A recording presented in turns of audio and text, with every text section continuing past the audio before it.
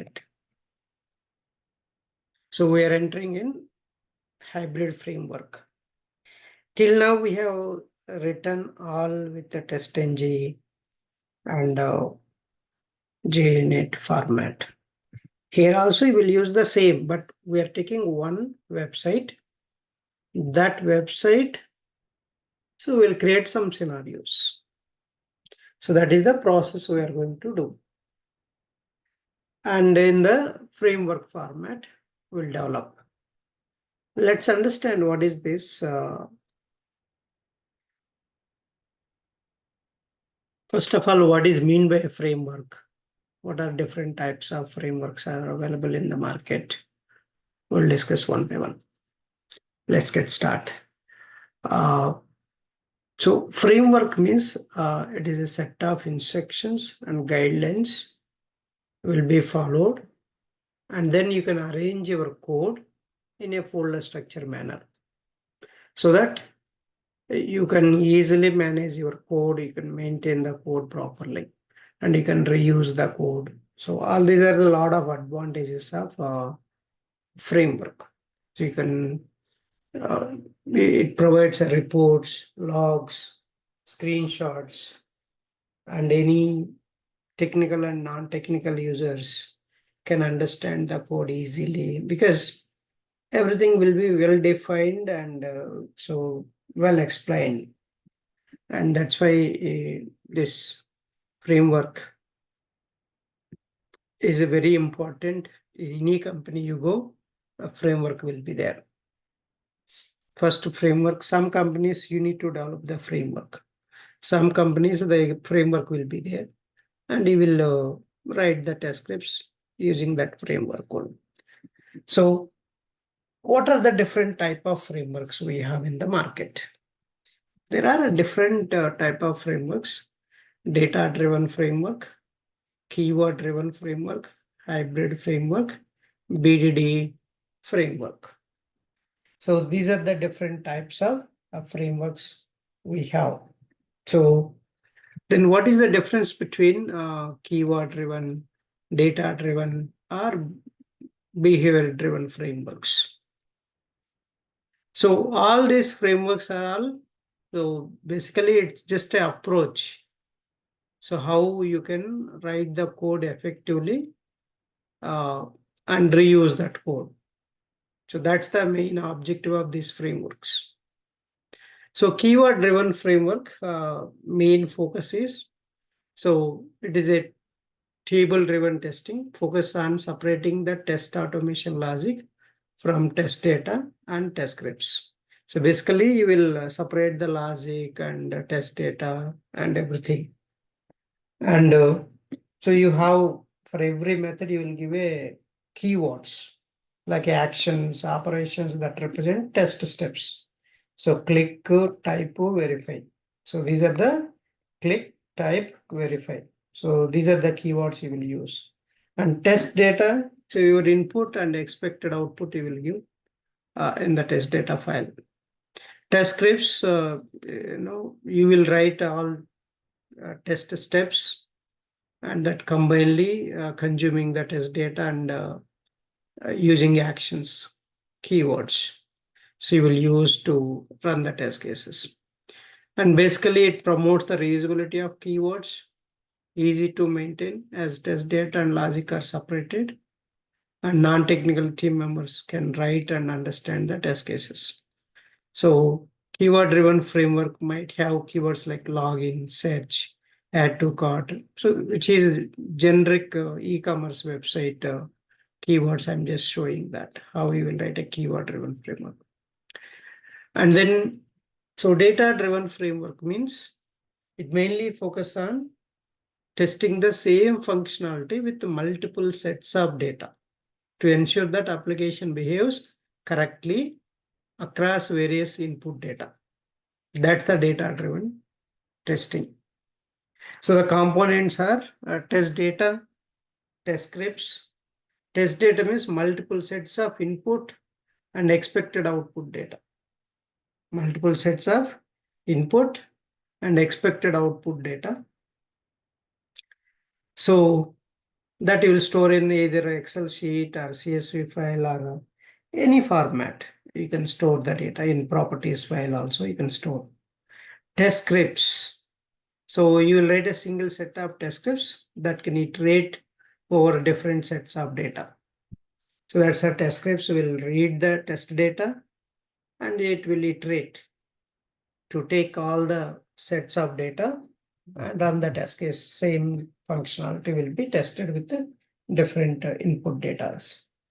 So the advantage is efficient for testing multiple scenarios with minimal test script duplication and easily extend test coverage by adding new test data. So that's a data-driven framework advantage. So in data-driven framework, you might have a single login test scripts that is executed with a different username, password, combination. So if you want to test, this is the best approach. Or you want to create multiple accounts with the different sets of data, you can create multiple accounts. That's another advantage here. So behavior-driven testing framework, a third one, and this is very famous in the market. Behavior-driven testing framework. So basically here, it focuses on describing the expected behavior of the application in the very fluent English language. Even technical and non-technical people can understand what you are testing exactly. So that's the behavior-driven testing framework concept. So in the feature files, main components are feature files, step definitions, and runners. So 3 files will be there. Feature files is just text files. So they will written in the Gherkin format, which describe the feature so that you are going to test. So feature, scenarios, and steps you will write there with the Gherkin language. So Gherkin language means we have a given, when, then. So this is the Gherkin language. That Gherkin language you can use to develop your scenarios in the feature file. Then we have a step definitions. So whatever the scenario steps you have written in the feature file, that will be implemented in the step definitions. So the code that maps the steps in the feature file, and you will mapping the logic you will write in the step definitions. You will just write a test case step in the feature file with a Gherkin language. So Gherkin language is nothing but just a given, when, then. Using these keywords, you will write the feature file. So there is a feature, scenario, given. Scenario below, you have a given, when, then. In between, you can use multiple combinations are there. You can use AND operator, and basically AND keyword you can use. If you want to join any given or any when, any then steps, you can use AND. So that's how you can write behavior-driven development. And advantages, it encourages collaboration between technical and non-technical team members, provides a clear understanding of expected behavior of the application, and also promotes automation using a human readable format. So what you are testing, so that will be clearly explained in the BDD framework. So that is the behavior-driven development means. So what is hybrid framework?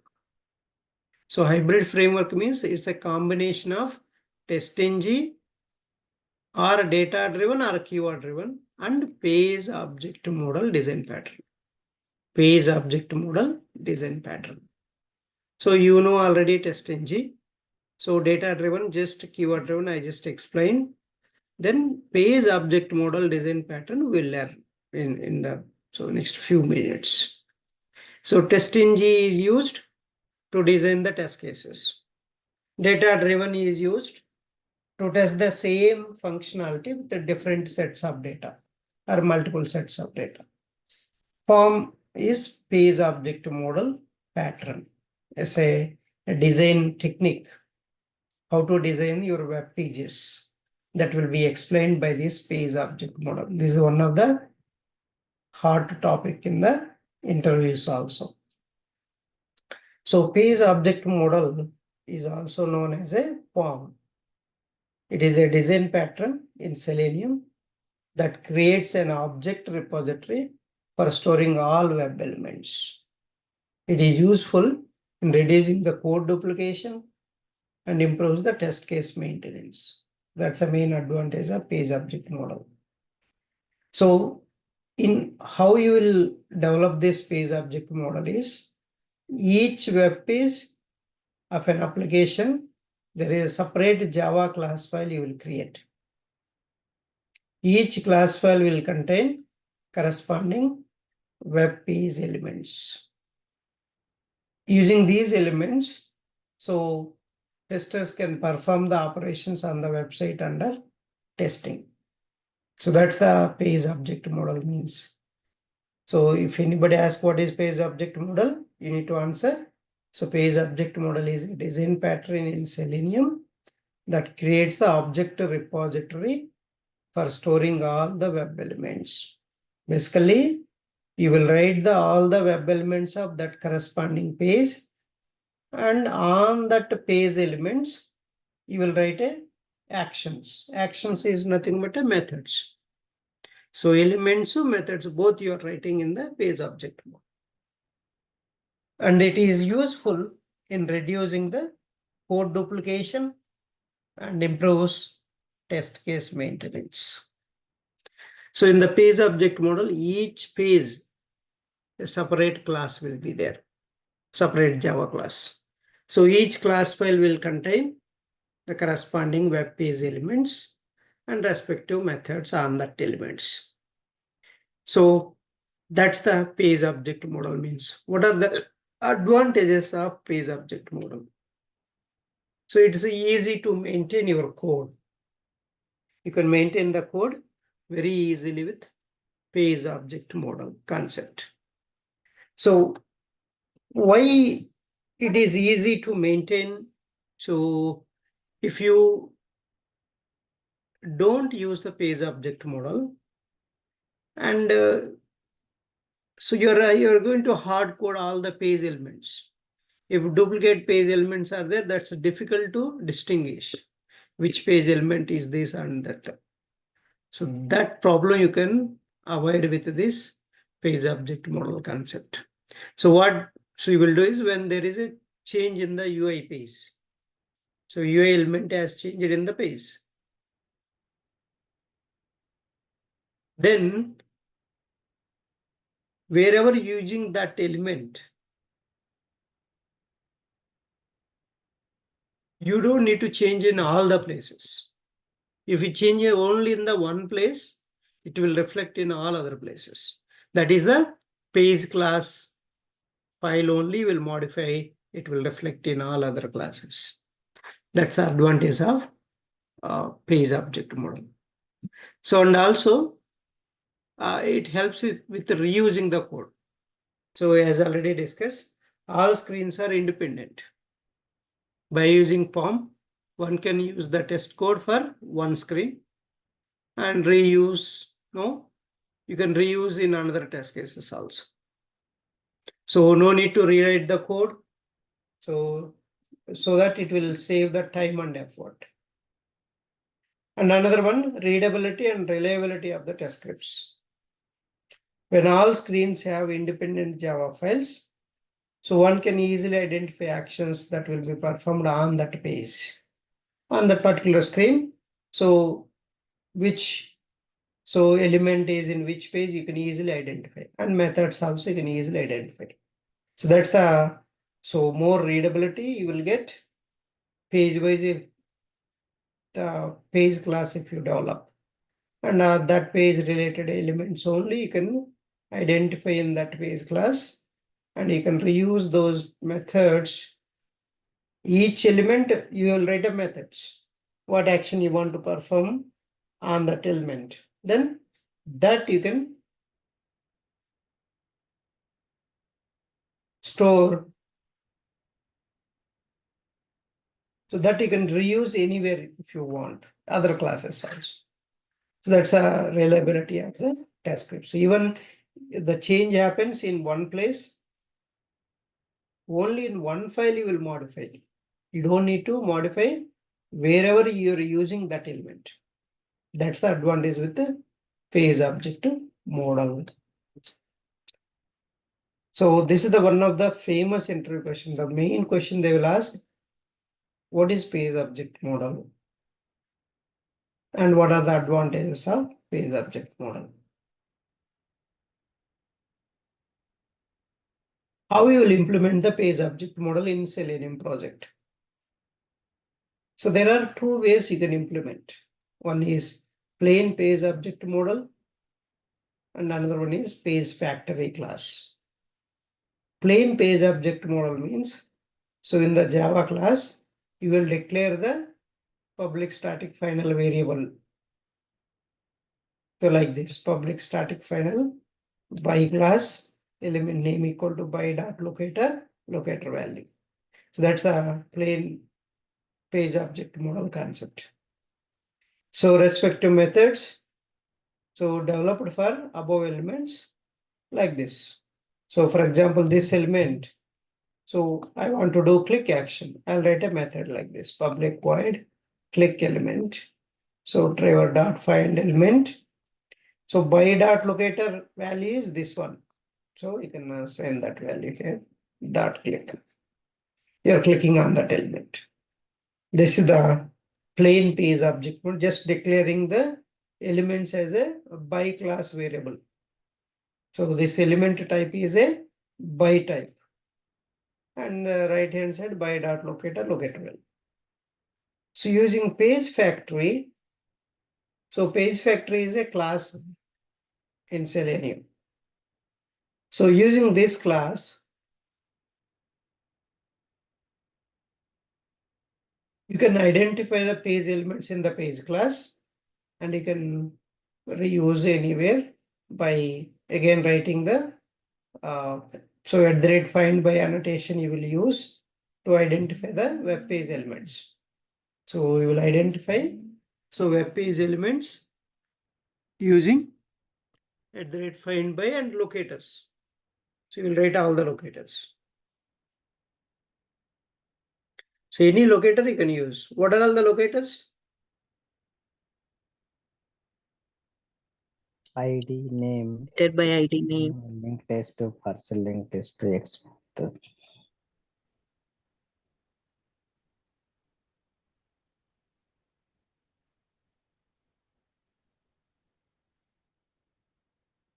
Okay.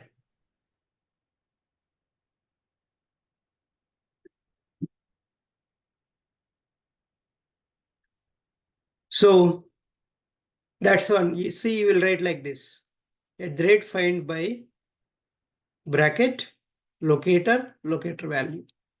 And then you have to write web element name. Okay, this locator belongs to which element? That element name you write. So that's very important here. You have to mention the locator and locator element name. What is the element? So you are directly getting the element here, but here you are not getting the element. So this is the locator you have identified and assigned to one variable. The type is by type, but here you're getting the web element directly. You don't need to write again driver dot find element. You don't need to write here. So that's the advantage. So, and here, so we have a different locators.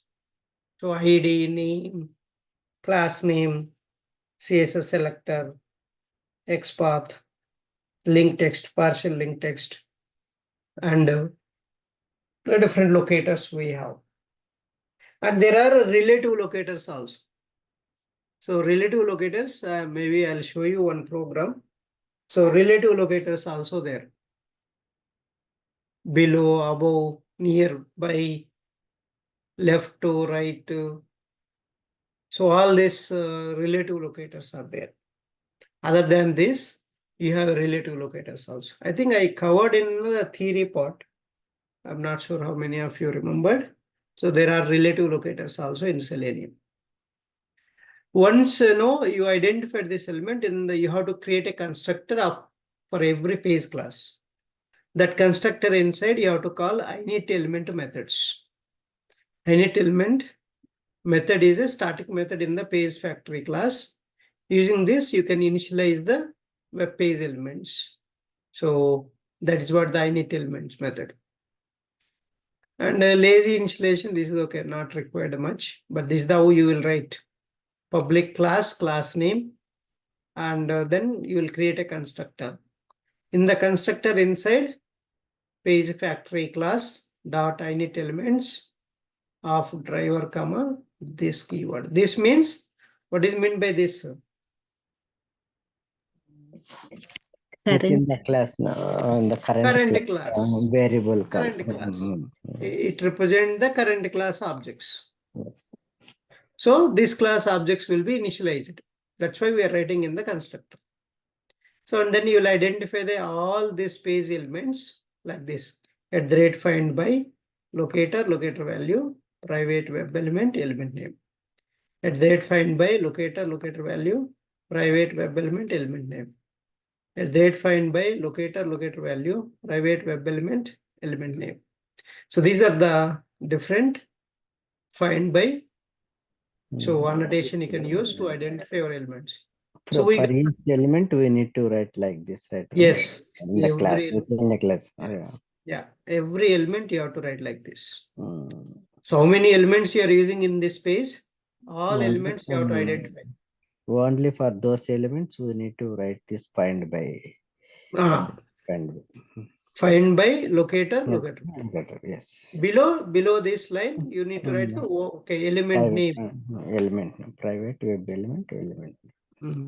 So you are getting the element here. Yes. So now respective methods you have to write. Yes. So each element, what action you want to do. So public void click element. Click on this element or type on this element. So get text of this element. Any action on these elements. So you have to write every element. You need to write action methods. Okay, every element you declared here. There will be some action on that element, right? Either click or type or something. You will do that. That action methods you write here. So that's the overall framework page object model, how you will implement. And that we'll see in our framework. So page factory annotation, @cache lookup is used to mark the web element once it located, so that same instance in the DOM can always be reused. So that's a cache is the element, and it won't go, and every time it won't go and look for the element in the HTML. So that it saves time if you use a cache lookup. But make sure that element doesn't change. If it changes, don't use cache lookup. So this is the framework structure, hybrid automation framework. And see, there are 3 stages: development stage, execution phase, and final report generation. So CI/CD phase. And so here you have a lot of files. So a lot of files will be there. A lot of folder structures, first of all. A lot of folder structure you will maintain, and then you can write the code in the respective folders. First, we need to develop the code. Once a framework, design is there also, already framework in place, wherever you're going, in that company, framework already in place. First step, you need to understand that framework. Go through all the code. So that's the first thing you need to do. You should not scare. Go and find out the how they are launching the browser first, where they declared the URLs, where they define the browser, so which browsers they are running, browser initialization, and what is the first step, first file, find it out.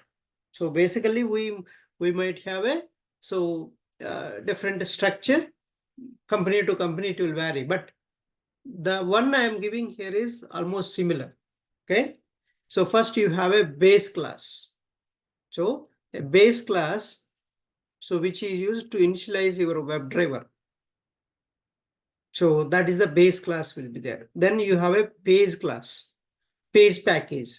In the page package, you have a base page, home page, registration page, login page, search page. Like that, page wise, a separate class will be there. Page wise, a separate class will be there. Then test cases, another package. Page objects is another package. Test case is another package. Utilities is another package. Test data is another package. Resources is another package. Reports, so logs, so different packages. Then these are comes under resources only. testng.xml, suite file, form.xml. Form.xml is the entire Maven project. This is the Maven project. Java, Selenium, TestNG, Maven project, and page object model. So, and once you run it, you will get the reports. So logs also you will get. That's the execution phase. And then we have so once you run locally, and then you need to push that to Git and GitHub repository. So GitHub is a code repository tools, and Git is the engine. So it interact with your local code and a remote code. So that's a Git. Once Git is established and your code is pushed from your local machine to remote machine, and then you can run that in the Jenkins. So once you run Jenkins, the build will be notified whether it is passed, failed, and everything, how many test cases passed, failed, it will be notified and send it to you. So this is the overall structure of any hybrid framework. Anywhere you go, this, but little bit extra folders might also there, but you should not scare. Okay, you don't need to scare. So first you concentrate on that. First you concentrate on that.